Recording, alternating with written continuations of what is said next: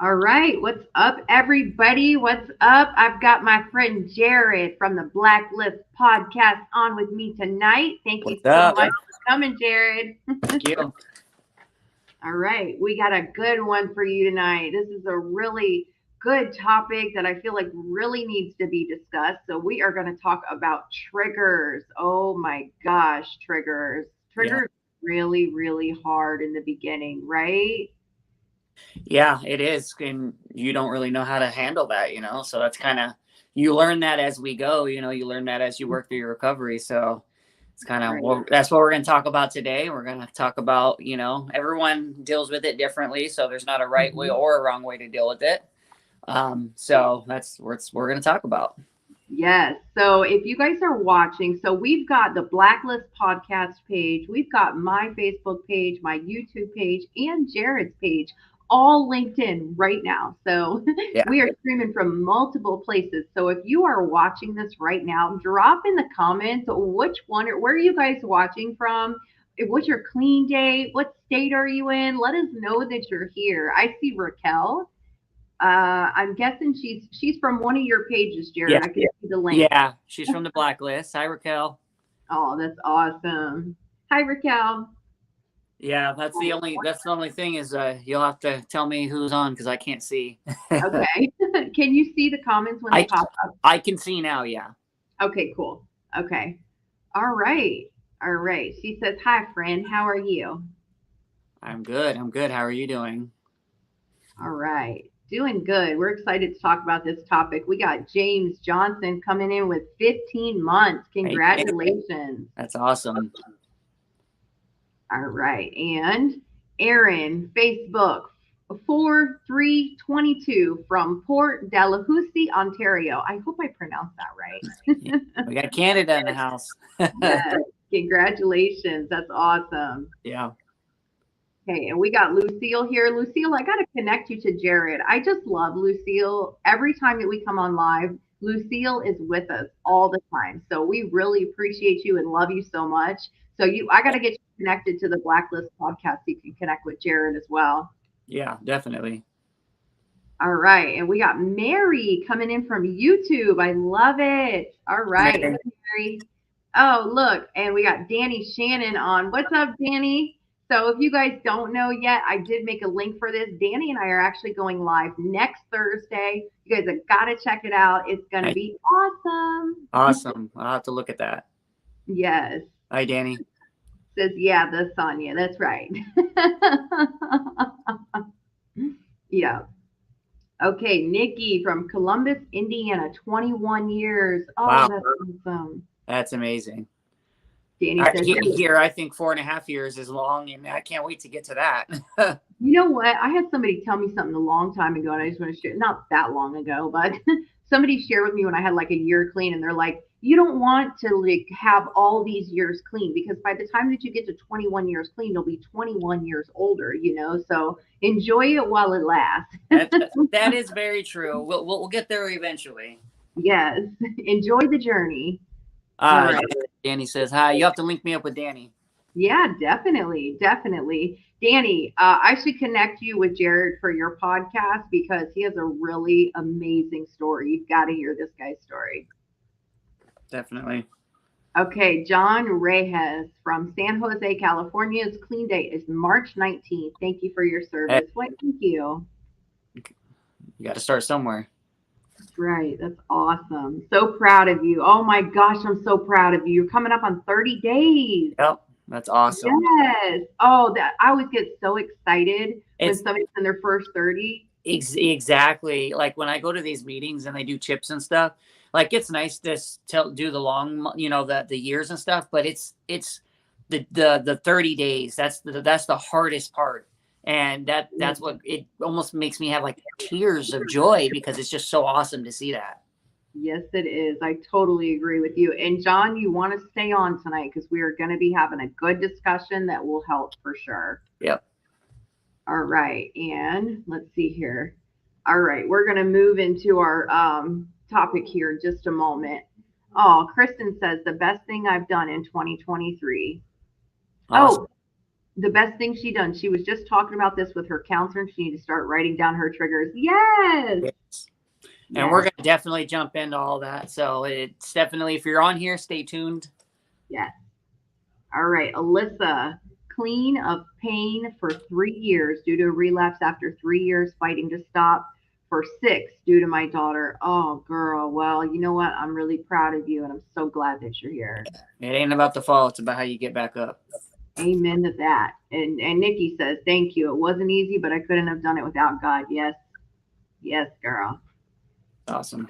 Oh, Kristen says I have 1 month on the ninth. Yes. That's Oh, we got the right people in here tonight. I'm so yeah. glad you guys are in here. This is going to be a good topic. So I was maybe you can think about this, Jared, while we're talking to the people in the comments. I was thinking about times in my recovery that I've been like super triggered. Can you think of any times, or you want to think about it for a minute? Um, yeah, no, I got something. So for me, super triggered. It's more of like going to like old areas Mm-hmm. for me. Now naturally, when I got sober, I moved 1,000 miles away, and I didn't go back to Phoenix until 2 years after in 2 years in recovery. So it was that, but it's not like I went back, a couple of weeks later, a month later.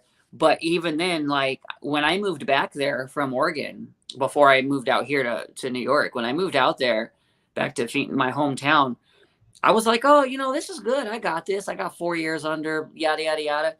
But I got there and I realized I was getting really triggered. Like I was having mad anxiety, like Mm-hmm. every day. I was having more anxiety than I can think of. And I was wondering why. And there was just a lot of stuff. And then I realized it, you know, I'm like around the same stuff. Not that I'm willingly, but it's just like that's the town, that's where I live, that's the city, that's this, that. So for me, it was just I drive by this spot. Oh, there's my old plug's house, or Yeah. this or that. And so it does trigger you. So for me, it's that. Yeah, for sure. So what you were just saying triggered a memory for me. So when I was in treatment, I don't know why they thought this was a good idea, but they took us all in like a bus, right? We're gonna go to a meeting. We're all gonna go to an outing. Well, the meeting just so happened to be like in the trap spot, right? Because you know how they love to have meetings in the trap, Yeah. right? Yeah. So they take us through the trap. Well, little did they know that that particular building was a building that I had been SA'd at in my addiction. Oh, wow. And behind the building, I had a an incident, I guess you could say. I'm trying to censor it. SA, if you guys can think of what that means. Right. Behind that building. And I remember when I got there, like I started hyperventilating. I couldn't think straight. All I could, it was so fresh in my mind back then. Right. And on the way home, I can't say that I did any like healthy things to make it better, because on the way home, like I just talked about it on the girls in the bus, like I just talked about it, and I eventually got through that, and I didn't go back to that spot. Matter of fact, I don't think I've ever been back to that spot, but I have passed by there. Like it's not as big of a deal as it was back then, but I was way too fresh to be dealing with that kind of memory that Right. early in my recovery.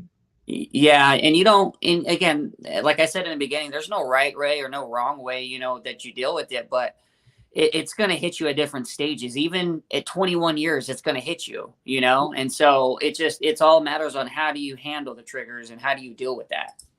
Yeah. Jared, Amber says, "Hey, Big Papa." That's my nickname from Amber. It's Hey Big Papa. Okay. So if you see that, inside joke. Okay, cool. Hey Amber. All right.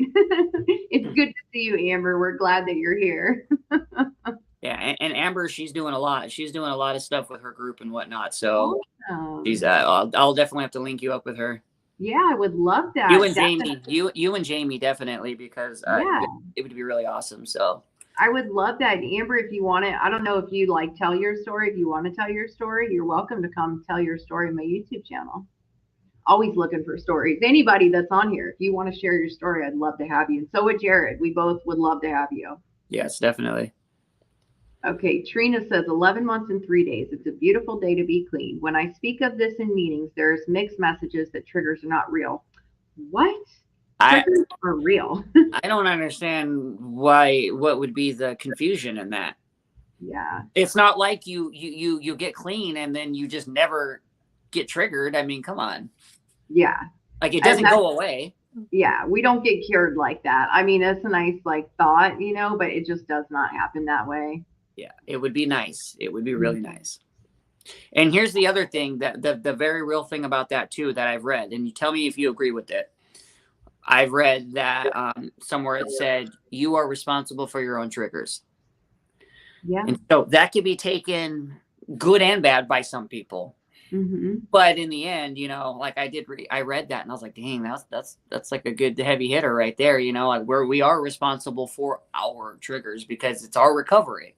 Hmm. And if we're triggered in a certain way, I mean, we put ourselves in that spot, but then we learn this triggers us. So then we learn from that. But Right. we we can't expect the world to tiptoe around us because of that. Right. The Yes. world is a mean, nasty world, and that's all it's ever going to be. And that's going to be till the day we die. It's up to Mhm. us and how we navigate it. That's right. Yeah. And that what that makes me think of is now that we are in recovery, especially you guys that have like the 2 weeks and the almost a month, and even if you have years clean, like now we have something that we didn't used to have. We have the power, the superpower of choice. We get to decide what we do with our triggers. So no matter how it feels, no matter how bad or hard it is, because it is really bad and really hard sometimes, like when I was behind or by that building that I was assaulted at. No matter how it feels, we still have a choice whether we're going to pick up on it or whether we're not going to pick up on it. And every time that we don't pick up when we are triggered, I feel like we get a little bit stronger every time, right? Because the next time that we're triggered like that, it's not as bad as it was the last time. Yeah. Do you agree with that? Yep. And you start, and it goes back to, and you go with learning coping skills, and different things. So yeah, we get triggered, and that first time will be a mad way, but we figure out how to cope with it. Yeah, absolutely. This is my mom, Jared. If you ever want to hear a parent's version of the story, I had my mom on my YouTube channel. She did an amazing, it's my best one I've ever done. She Yeah, did it. no, definitely. Just a real quick side note on that. When I started this podcast, I was supposed to have, I was supposed to go in completely different but I was supposed to have somebody else on there, and I wanted to have the addicts version, us, but then I also wanted to have the family members version of, because the addiction it doesn't just affect us, it affects everybody. So I Mhm. I wanted other people to see how it affected people that are dealing with people like us. And so I will definitely do that. But yeah, and even to the moving forward, I want to get people on there because I want to hear people's points of view. How did you handle this? How did you do? What did you do? So on and so forth. All right, we got to get to some of these comments because there are so many triggers popping up. But first, I want to say hi to Mike Miller because he's on tonight. Hey, Mike, what's up, bud?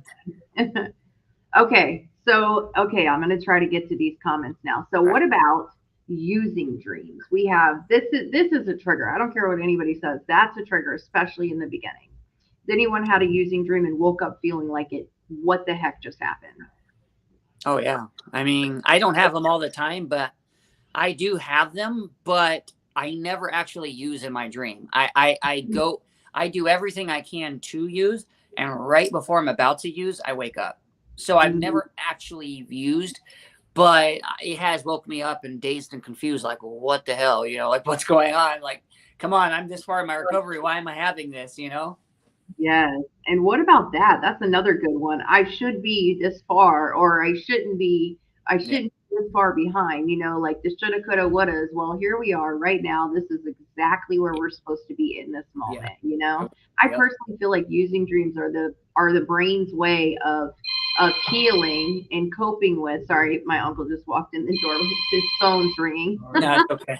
But it's a way of our brain healing from the damage that we've done, like subconsciously healing from it. And Yeah, you know what, I never get to use in my using dreams either. I'm always chasing it or I'm holding it, and it never turns out in my dreams. I certainly never feel it in my dreams, but these days when I have a using dream, I tend to think about my recovery in my dreams. Like I'm running from my recovery friends or, whatever. But I do know when I wake up, it's like a weight off my chest. Like,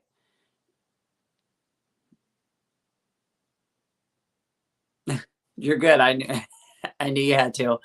Okay. But when I wake up, it's like a weight off my chest. Like, thank you, Lord, that didn't actually happen, you know? So Yes. it's a big reliever. Yeah, that's true. And I think like nowadays it doesn't happen as much as it used to. So for the person that said that about the using dreams, just know that in the beginning they are really strong and they're hard. When you wake up sweaty, thinking that you just relapsed, you got to call somebody. But they do get better though. And I don't know about you, but these days I wake up and I'm like, oh well, no big Yeah, deal. it was just, Yeah. Okay, Kenny agrees with what you said, Jared. He said, "My trigger is going back to my old area, but my kids live there with their nan on the same area, so it's a trigger and I end up lapsing. That's really tough." that Yeah. that's a very that is very difficult Mhm. because yeah, because it's like you that's hard one. That really is a hard one. Yeah. This is my suggestion, Kenny. Maybe you can have like what I found is there's certain triggers you just can't avoid, right? Like, you can't avoid being around certain family members or Yeah, coworkers or something that are using or drinking. There's sometimes you just can't avoid it. There's avoidable triggers and there's triggers you can't avoid. So right. for this particular one, this is one that you can't avoid. So what helped me in those kind of situations is having an accountability partner and a plan going into it. So Yep. if you know that you want to go see your kids, either A, can you bring somebody with you to keep you accountable while you're there, or B, can you have a plan of action? Like you tell your support network, I'm going to go on this day. This is how long I'm going to stay, and I'm going to leave at this time. And then you call them before you get there, and then you call them when you leave, and you let them know that you're okay. Just Yeah. some people knowing what's going on is enough to keep us accountable to where we don't want to mess up. If you just fall off the radar, people are going to know.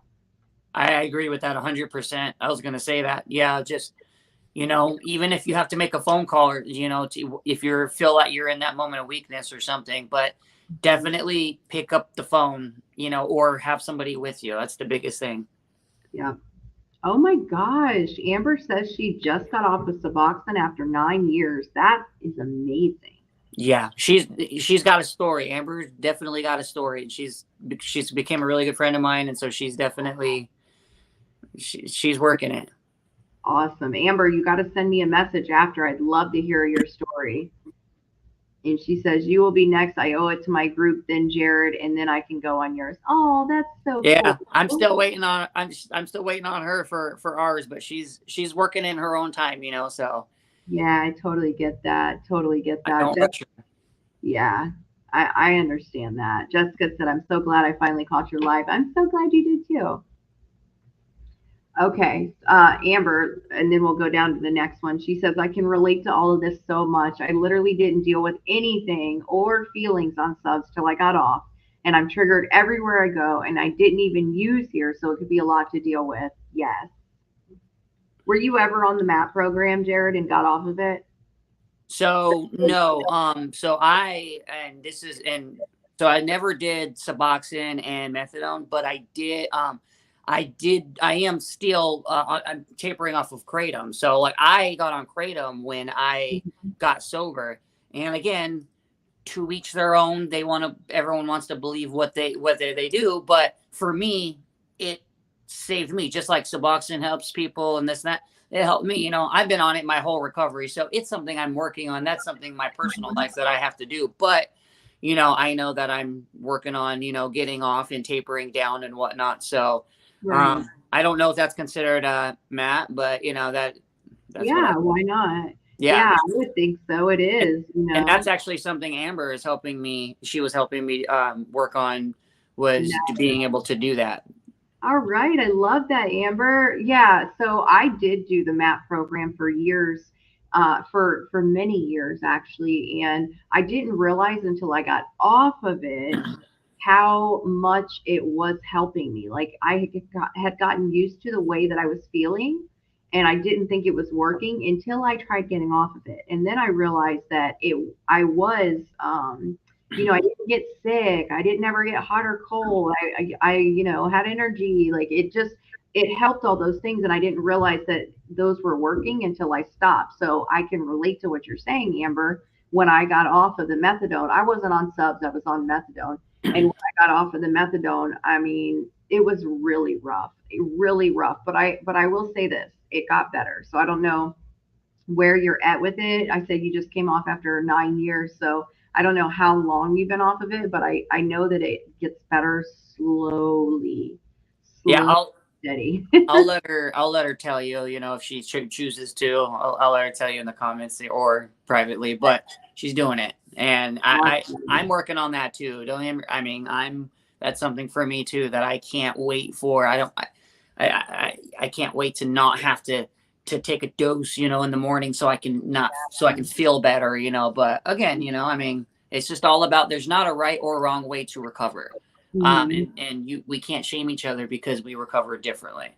Right. And Yeah, if it she's helps somebody, it helps 307 somebody. days off right now. Yeah. So almost a whole year. Yeah. That's awesome. Yeah. And honestly, it can be a time like that too. Yeah. Okay. How about this one, Jared? Is it normal to have triggers over something that happened 15 years ago? I, I, I know. So Amber, she's a really good family friend. I know exactly what she's talking about. Mhm. Um, yeah, I mean, you can, given that specific circumstance. So yeah, you can. I mean, honestly, it just depends on the way that your brain perceives it, and Right. it could be a house that looked like a house that happened at. It could be a car that Mhm. looked like a car. Well, so for instance, in this story, my best friend was killed at 17 years old. He was stabbed, and Amber, that's his aunt. She watched him die, Mhm. and so that's what she's talking about, is that certain cars that drive by, or different things, the things, the way houses look and all that, she can get triggered really easy. And yeah, Amber, it is very true. It does happen. Yeah, and honestly, I would consider that PTSD as well, post Yep. traumatic disorder because and that's what happens with PTSD. Like you can get triggered by a silhouette of somebody that looks similar to that other person, or you Yep. might look in your rearview mirror and see that person, or you might hear a sound or a smell that reminds you of that brings floods in those memories. And maybe it doesn't flood in those memories, but it floods in all these feelings, and you Yeah. don't know why you're feeling that, and it's related to that memory. Yeah. So definitely, Yeah. especially when it's that traumatic. Right. Absolutely, yeah, yeah. Okay, there was another one on here. I shouldn't scroll up and down with these comments because I get lost. Okay. All right, Kristen says, I had an old drug dealer text my phone last week and I was so proud of myself for not relapsing. And I went and blocked all the numbers, and now I'm trying to figure out what my triggers are so I don't go back. And honestly, I just keep telling myself that one day at a time, and I look at my two beautiful babies and know I can't go back. And I'm proud to say I'm breaking the cycle because my addiction was horrible and most of my family are addicts. Yes. I applaud for that, because that right there, it's breaking those generational curses, breaking those cycles, and looking and having a reason, aside from, wanting to get clean, but like, that's it right there. Like, that's what it's all about. So, one day at a time. That's my motto. That's you'll hear me over the course of these sound like a broken record millions of times. One day at a time. Yeah, absolutely. So I want to tell you a story. So when I had about, I don't know, I had a little over a year clean. And I went to the grocery store and I was just minding my own business, doing my own thing, not bothering nobody. And I had a whole cart full of groceries, right? And I was by myself, and I went to go push it into the aisle to check out, and I pushed the cart and I bumped into the person that was in front of me. Well, guess who it was? It was Yeah. an old drug dealer. And Oh, it wasn't like the one that you call fourth or fifth. Like this was the dude that you called first every time, and you waited because you knew this was that fire. You know what I'm saying? So yeah. so I went into fight or flight. Like I just immediately went into flight. I mean, I dropped all of my groceries right where they were, left the cart sitting, and I literally ran away. I didn't say anything. I probably looked like a dang buffoon. I mean, I'm assuming that he recognized you. Oh, for sure. He recognized me for sure. And I'm sure he probably would have given me free dope too.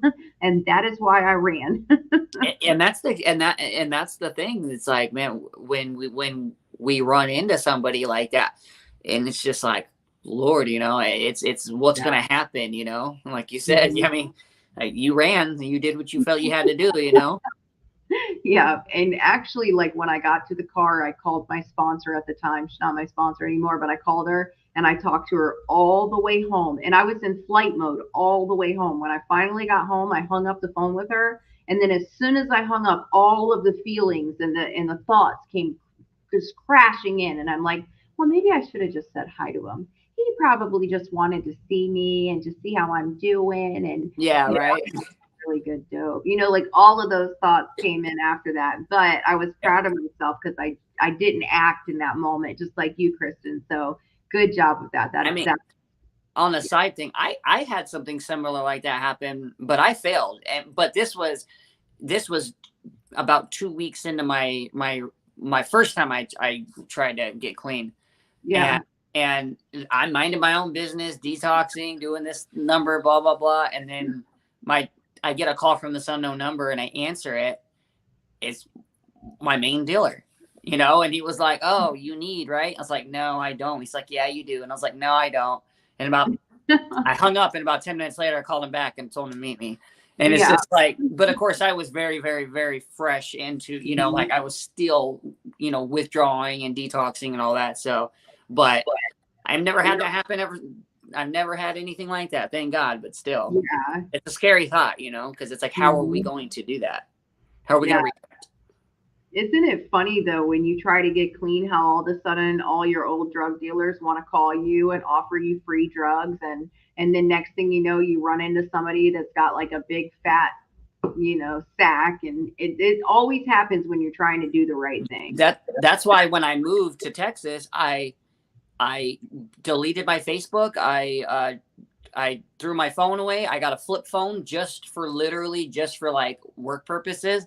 I finally waited until I was a year sober Mhm. before I did a Facebook page. It was 2 years before I started giving people my phone number to even get a hold of me. I wanted to make sure I was solid. Yeah, for sure. And so let's kind of shift for a minute and talk about what to do when you want to use because when those things happen, right? Like when somebody gets a hold of you and you get really triggered and you really want to use, like what do you do when that happens? I had it. Well, you answer first and then I'll go next. I mean, it goes back to one of the answers we said earlier. uh, Pick up the phone immediately. Um, Mhm. you got to have a handful of either accountability partners or sponsor or something. But I mean, for me, that's the biggest thing that I would do. Pick up the phone and call, Yeah, and of course, make sure you call somebody that's gonna steer you in the right direction. I mean, and you may have friends, but you can't call all your friends. right. But call and literally and be honest and vulnerable. I mean, you can say, I'm having these thoughts and these feelings. I'm feeling, but if I'm gonna go down south side, but it's just, but you got to be honest to yourself, and you got to be Mhm. true, and you got to be real and authentic. You can't try to sugarcoat anything, because at the end of the day, they're gonna call us out on our bullshit. So it's just, that's what we got to do. That's what I pick up the phone and call. Yeah. And you're exactly right. That's the solution. I mean, I you don't. gotta be honest. Like, hey, call somebody and say, hey, I want to get high right now, but I'm calling you instead. And if they're a good friend, like if they're a real friend, they will talk to you until the Yeah. feeling passes. They will come over and take you to get coffee or go to a movie or a meeting or whatever that looks like. A real friend will stop you from doing it if they care about you. I had an instance where my uncle was trying to get sober. I was the guy that he called me to when he was having Hmm. issues. And he said, there's times where I would call him and he would pick up the phone and we would talk and he would tell me later on, he goes, I was wanting to get high. I dialed my dealer's number and then you called me at the exact moment I went to hit send. And Wow. he goes, and after I got off the phone with you, everything just went away.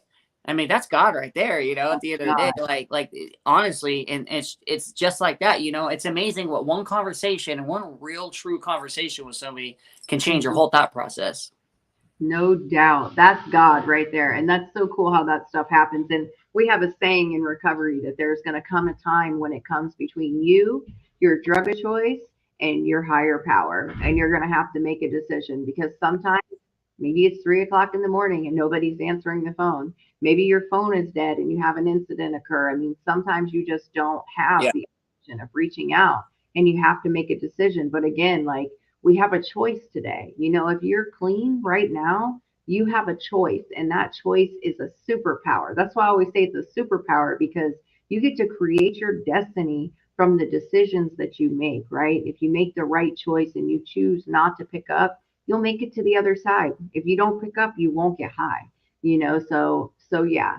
So what would you say to since since I answered, what would you say to somebody that again didn't have a phone? And let me put another little spin on it because not everyone believes in a higher power. What would your advice be to somebody in that instance that doesn't believe in a higher power and that doesn't have a phone? Like Hmm. what would you do in that instance?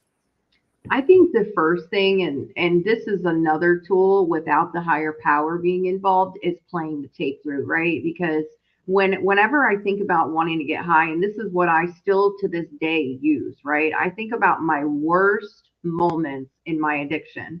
Because you know what? I hate that there's a saying like my best day in my worst day in recovery is better than my best day in my addiction. You know what? Bullshit. I didn't become an addict because it wasn't fun. I had a whole lot of fun on the way down, okay? True. Very true. but but there was some really bad times too, like times that I was degrading myself and betraying everybody that I loved and living on the streets homeless and sleeping with people just so I had a couch to stay on. I mean, I think about those times because for me, for this addict, I know that I can never just use one time. So I Yeah. think like another piece of it too, like there's never going to be a day, and my experience has shown me this. Like I've done enough research on this that I know this to be true. I can't just put a substance in my body and then stop. It Right. doesn't work for me. So if I know that and I remember how bad it got, then that's a little bit easier for me. And also, like a lot of people believe in karma, you know what I mean? So like you do good, good comes back to you. If you act shitty, then you get shitty. So if you smoke dope, you're gonna get the life that comes with smoking dope. Or if Yeah. you do good and abstain, then you're gonna get the blessings that come with that. Oh, that's good. I agree 100%. Yeah. I just want to shout out Dear Recovery in here right now. She has recovery merchandise, recovery shirts. She's got you can connect with her. She has got Narcan kits. She has got all kinds of stuff. You guys have got to check her out. Go follow her page. She has an amazing story. She's in New York. She's a peer recovery specialist. And she's got a story coming up on my YouTube this Yep. weekend. I'm excited. I'm gonna link up with her definitely. Where Definitely. I'm in New York too, so maybe depending on where you're at, but definitely would love to have your story as well and be able to help support you as well. Yes. Yep. Yeah, she says that's why having a support systems and different coping skills is crucial. And that's exactly right. Like playing the tape through is a tool, and remembering how bad it got, that's a tool that we've learned from doing this. Yep. Okay. She said, what kind of research? Well, it wasn't in a science lab. It might have been in a lab, but not in a science lab.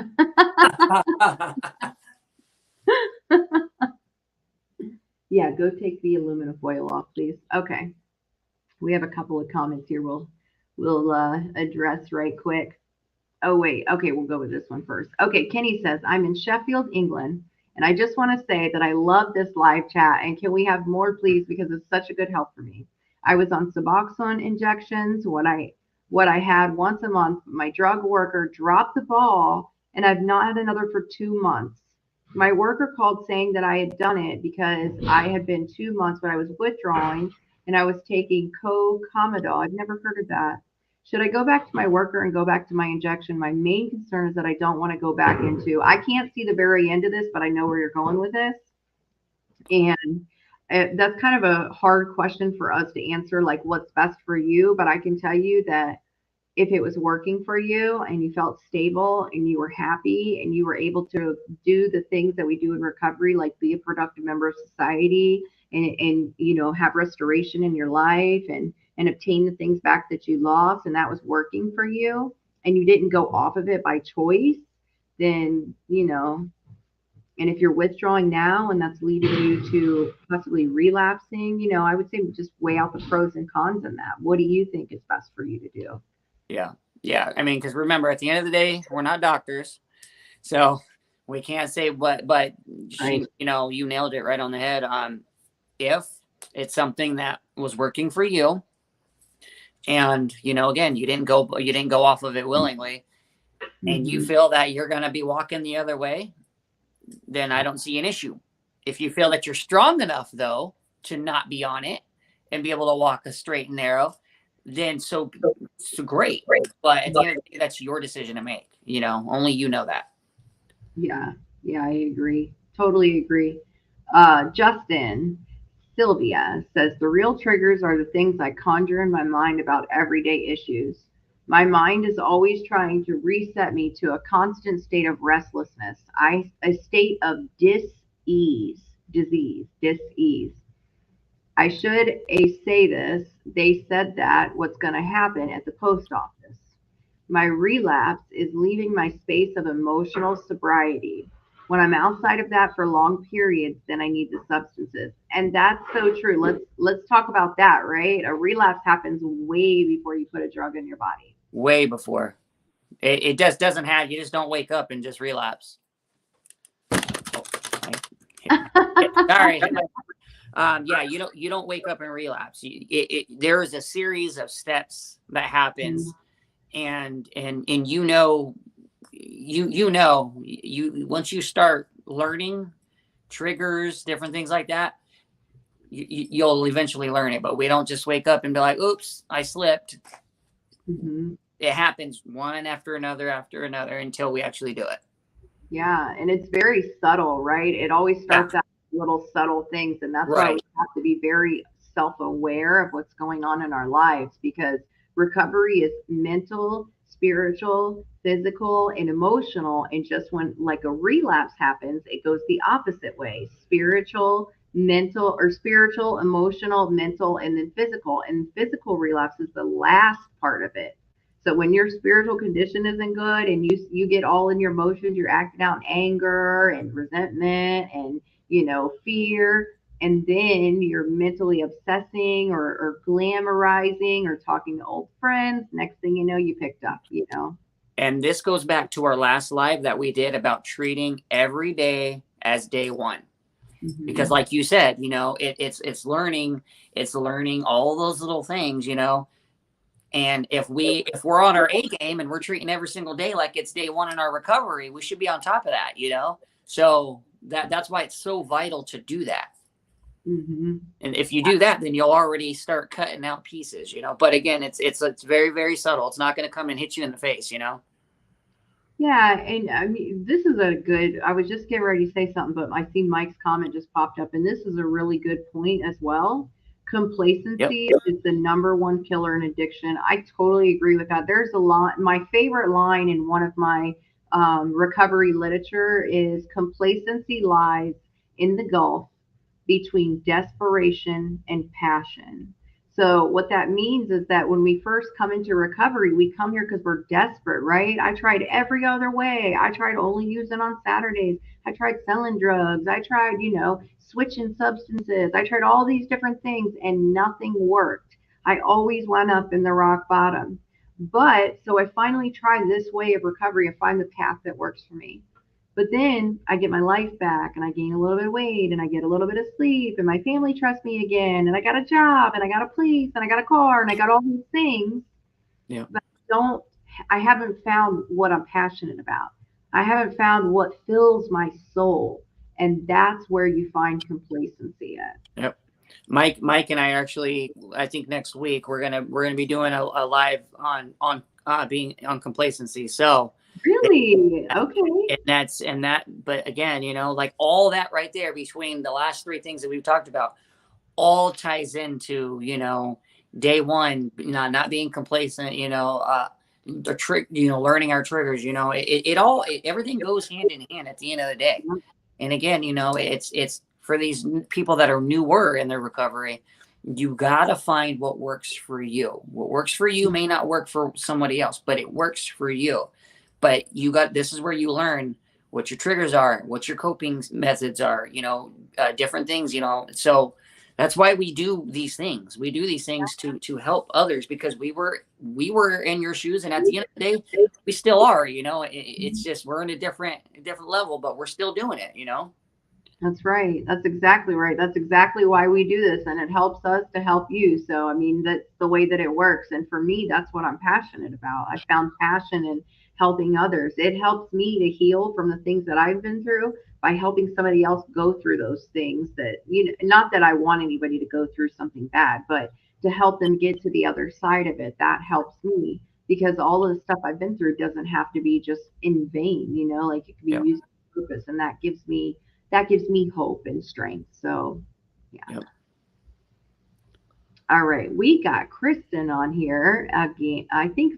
Okay. I think she might have been one of the ones that was in, I can't remember, but she says, I have a book from NA that I got 8 or 9 years ago, and I've saved it. And I'm reading it and trying to stay busy so I don't go back. I ruined my marriage and everything over my addiction. We are working things out now, and life is getting better. And I've actually gained 15 pounds. I really need it. I'm finally over 100 pounds. Yay. Oh my gosh. I'm so proud of you, Kristen. I relate to everything that you're saying. I mean, somebody gave me an NA book when I was in my addiction, and I had it. I had it. I didn't ever read it, but I had it. And then when I did get clean, I did read it. And, I mean, same. If you know me, I don't know if you're on from mine or Jared's page, but if you know anything about me, that's my story. I ruined everything in my life for my addiction. My marriage, I gave away my kids, my freedom, everything. And now I've been able to obtain all of those things back. So I'm really proud of you, and I know that that's possible. Recovery is possible, and restoration is possible. So I'm glad that you're here. Yes, definitely. I ruined a lot of stuff over my addiction as well. I career and just different everything that I had, I ruined, and I had to start all over from the bottom and work my way back up. But at the end of the day, I got it all back. But we that's part of our consequences for our actions. That's the thing. But we put in that work and we go back and we start earning it back. So I'm very proud of you for that, and keep it up. That's right. And you know what? I just love what you just said, Jared, because we do have to accept responsibility for our actions. That's a really big part of recovery. I mean, one of the things, like one of the first things is like getting honest with ourselves. And getting honest with ourselves means that we have to admit our wrongdoings, and we don't have to fix our wrongdoings in the beginning, but we have to admit and take responsibility for our actions. Because if I'm being honest with myself, nobody forced me to go down the road that I did. I went down that road, and addiction took over, and I lost the power of choice. But all the wreckage that I created was on me. And it's up to me to fix that. So Yeah. what is saying, like, addiction isn't our responsibility, but our recovery is our responsibility? Do you know what I'm talking about? Yeah, I know what you're talking about. Mm-hmm. But at the end of the day, that's part of working our recovery, is accepting responsibility and righting our wrongs, whether that may be jail, whether that may be, anything. I mean, that's just the way it goes, and part of working our steps is making amends, and, and just literally just righting our wrongs. And that was big for me, huge for me to make amends. Babe, make sure you close that door. That's my bedroom, and my bed's not made, so. Hey, I'm still waiting to get in touch with your husband too. Oh yeah, he just told his story for the first time on live the other night. Yeah, yeah, Hard Knocks Talks. He's never done that before. yeah. Well, we'll talk after this. Okay. Yeah, and Adriana, that's her name, Adriana from Deer Recovery says reach out to her too. She's in New York. Yes, definitely. I'll reach out after this. Okay, so we got about like 10 minutes left. So maybe we could just talk about like the tools that we use to deal with triggers when the triggers happen. I mean, the first and foremost is that phone. That's going to be the Mhm. biggest one. Like you said, working through, laying everything out on the table. Yeah. If I do this, it's going to lead to this. It's going to be a domino effect. So do I want to go through that again? Hmm. Do I want to go through starting over, all over again? It just all depends. For me, I don't want to wake up. I don't want to go back to being sick, dope sick, and Hmm. having to chase that high and all that other. I don't want to have to do that. That was so tiring. I don't want to do that no more. That's so you get to a point in your recovery or in your addiction where it's like, dude, something's got to give. Hmm. I cannot do this anymore. So Yeah, I really liked what you said too, because, remembering being sick is really helpful to me. I mean, if there's anything that I'm grateful for every single day is that I wake up without being dope sick. I do not miss that shit because that was the worst. yeah, and especially coming off like for me, it was fentanyl. So I mean, that was I don't wish a fentanyl withdrawal from off anybody, but I know that I never ever ever ever want to go back to that ever again and be that person. So for me, that's what keeps me straight, like 100%. It's like no, I don't ever want to go back to that. Right. Yeah, because I mean, that's what it is. It's not like we can ever go back to in anything in between. Like it's either all the way there Yeah, or all the way here. it's There's not no gray if area. but no. You're either Mhm. jumping, you're diving in, or you're not. So Right. and us being addicts, that's what we're going to do. We're going to dive Hmm. head first, and we don't think about the consequences. Going back to that, we don't think about what's going to happen. So think Hmm. about it too. Use one of your tools as your brain. We have an amazing amazing thing that we can do with our brains, and think about it. There's going to be consequences to our actions, and so on and so forth. Like I said, you start laying out the roadmap. Yeah, that's right. Definitely. And so, yeah, I mean, thinking about the consequences, remembering the consequences, remembering how sick we were, playing the tape through, and recognizing that I can't use successfully. That's another tool, like knowing that there's never going to be a one time.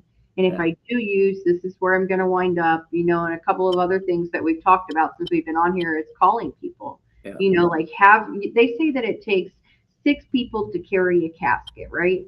But if you could have 6 people to carry you through life, like I mean, that's more than enough. I yeah. call them my roots, right? Okay, I gotta tell you my analogy. I got it from Medea. So There you go. so if I'm the tree, right? You have leaves, you have branches, and you have roots.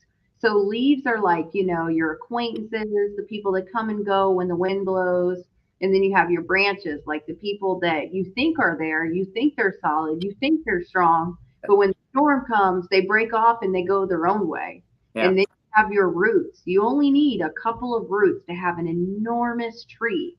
So if you just have like 2 to 4 roots in your whole life, people that water you, they feed you, they hold you down during the storm, they help you to grow. You just have a few of those through your whole life. You are good. Like that's all that you need.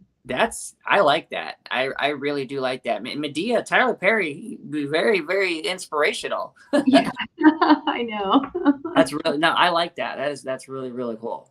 Yeah, yeah, for sure. So just like no, and somebody said in the beginning of this, like writing down your triggers. If you're going to write down your triggers, I think that's a wonderful idea.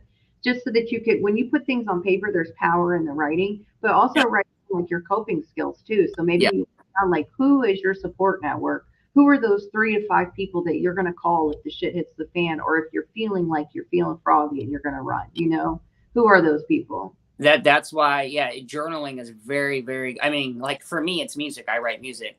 And so Right. for me, that's I write down everything, the good, the bad, the ugly, and so like you said, if you're going to write down your triggers, write down, your steps, write down everything that write your plan out, all that, because if you can write out your, even like going back to the gentleman with the escape route, like having, going back to that, write it out on a piece of paper so you can actually see it. Right. And if you can actually see it, this is what I'm doing. I mean, it can really, really change your way. So I'm huge into like, telling people to Mhm. write it down, journal, do whatever that it takes. Yeah. Yeah, and I'm just going to drop a plug for you guys since we're talking about this. So I work at this place called NAMI. It's the National Alliance of Mental Illness, and we have something at NAMI that we offer, and it's called RAP. You could probably find it in other places too, but you can Google it and get classes of this for free.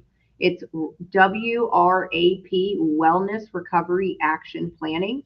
So that's exactly what it is. It's a living document, like a workbook that you write down your coping skills, your triggers, what you're going to do when you're triggered, who your support is, and a plan of action if there's a crisis. So it's really helpful. If you guys want to check it out, it's a free resource. Yeah, that's awesome. Because you can think it, but when you can actually see it, it's a whole nother ballgame. Right, Yeah. exactly. Okay, so yeah, so we got playing the tape through, calling your support network. You can go to a support group meeting or a church or something like that. Right, And writing it down. yeah, Um, talking about you listening to music. That's yeah, a good one. music is very, exactly, therapeutic. I mean, Yeah. those are, those are the main ones. Yeah. Sometimes it's just moving a muscle, changing a thought, right? Sometimes if you're just in your feelings, go for a walk it out. Yeah. Helps. Yeah, get some fresh air, do change your scenery a little bit. Hmm. Okay, we've got a couple more comments here. We're running out of time, so we just appreciate you guys so much for hanging with us tonight. Let me Yeah. take a couple more comments and then we'll jump off. Okay, Jessica says today was really hard for me. My daughter turned 19 and I lost her to the system in 2017. Since then, she's been adopted, and listening to what she had to tell me now being an adult was very hard. Even though I'm clean now, 3 years still has a way of making me feel guilty for getting clean because since I've had 2 more children who are 3 and 1, and it's just hard. Well, Jessica, I want to say something. And I hope this comes out the right way, but I just want to say that I understand how you feel because I too can relate to that because I had to accept responsibility for my actions with my children because they were not happy with me when they first came home. I had to listen to how they felt and it wasn't comfortable by any means. But I just want to tell you that I work with a lot of people who are going through the system, and some of these people never have the opportunity to talk to their kids again. They don't ever get that opportunity. So even though those are hard conversations, I just want to try to encourage you to change your perspective on that and be grateful that you get to have those conversations and she gets to talk to you about how she feels instead of somebody else. I mean, she gets to have that conversation with you and you get to be present and clean and you get to make a living amends by showing her that you're a different person today. So I just want to tell you that I'm so proud of you and I get what you're saying and I hope that it was okay for me to say that. Don't be mad at me. No, I mean that's very, I don't have any experience with that. So I'm glad you do that way. She has a little bit of guidance. Yeah, for sure. Okay, and Lucille, she says she's still here. She was supposed to be on break from school. She only had a 10-minute break. Here we are, 55 minutes later. What I thought. She said when she first got clean, she did a 10-page relapse prevention tool. Great, or relapse prevention plan. Great tool. You could probably find a relapse prevention plan on Google, honestly. Yeah, that's And she did rap. what my relapse prevention is writing music. Yeah. Oh, Jared. I can't. I was gonna do it. Okay. And All right. I was running behind, and I don't have it set up. I was Okay. gonna Next share a song. time. Oh, next Okay. time. Yeah. I wasn't going to call you out on it unless, like, I didn't want to put you on the spot. I know you just got Oh home. no, no. I was ready for it, but I don't technically I don't have everything ready, so it's all right. We'll do it next time. Yeah, we'll do it next time. Okay, Kristen says, I actually have money in my wallet, nice stuff in my house, and I'm grateful that I haven't pawned anything and I can hold on to money finally now and not spend every dime I have and then some. I don't have a big support system, but I am writing things down and I'm learning things like relapse prevention and trying to learn my triggers, etc. Yes. Yeah, I tell you, I completely go with the whole pawning stuff. I pawned damn near everything I owned, Yeah. just to get whatever. So I'm so grateful I don't have to do that no more. Yes. Oh, she says, please do more of these. I follow you and have for a while. You inspired me to want to get clean. That makes my heart so happy. That is what it's all about. That's why we all do it. So I mean, Right. I will do it as many times, and then Sonya will, and we got there's a Mhm. whole community out here that we can do. That's right. Oh, Jessica, I'm so glad to hear you say that, girl, because sometimes, like, I don't know if I have permission to speak into somebody's life. So thank you for saying thank you. She said that did help her. Okay, Awesome. last one. Last one. Kenny says, I'm so grateful that I don't use anymore and I don't go without food and go hungry. I don't commit crimes and I've stayed out of jail for 6 years. I've been working for 6 years too, and now I had my own place to live and I'm enjoying life without drugs. I've still got a long way to go, but one day at a time. That is Oh, awesome. that's awesome.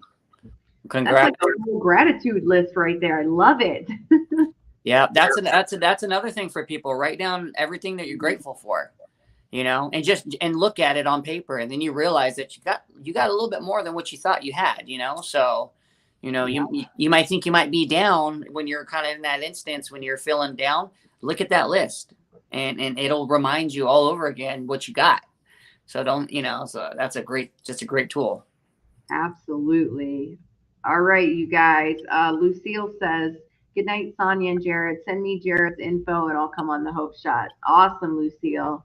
Bet. So well, thank you everybody for joining us tonight. This listen, we do this because we want to help others, and that's the only reason that we do this. We don't do it for any other reason other than to help other people just like us. So we thank you guys for rocking with us and following and supporting and all that. All right. We'll see you guys again soon. Have a good night.